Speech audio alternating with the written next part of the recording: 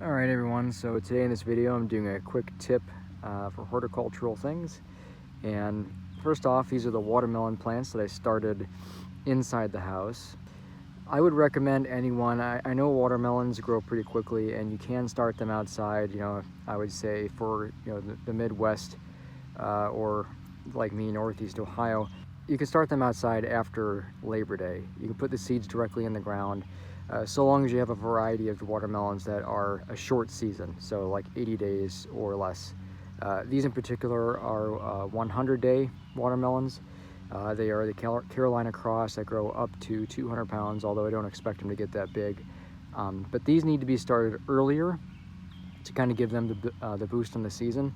But you can start seeds outside. But I find the best way to start seeds is inside the house, using a heat mat. The seeds that I put out here to start with, I put about 12 seeds out in the ground and only one of them sprouted. And the rest of them, I don't know what happened to them. They could have gotten eaten by insects or they could have rotted. I don't really know. But only one sprouted, so these are the ones I started inside and they're well on their way. So anyways, the problem I had when I first put these out, the very first problem, this is not what the video is about, but the very first problem was the next day we had hail.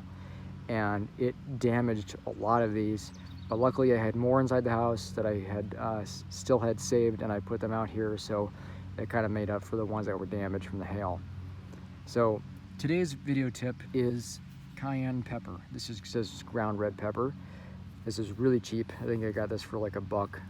And what I do is the very first, I think 2 or 3 days that these were out here, when they're really small, they're very susceptible to everything.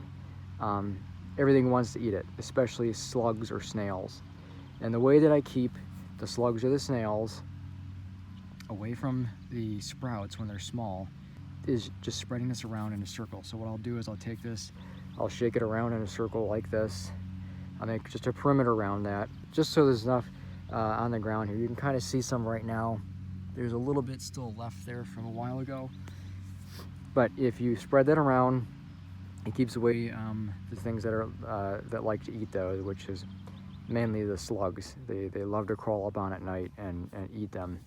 And you can even see some of these are kind of eaten from before.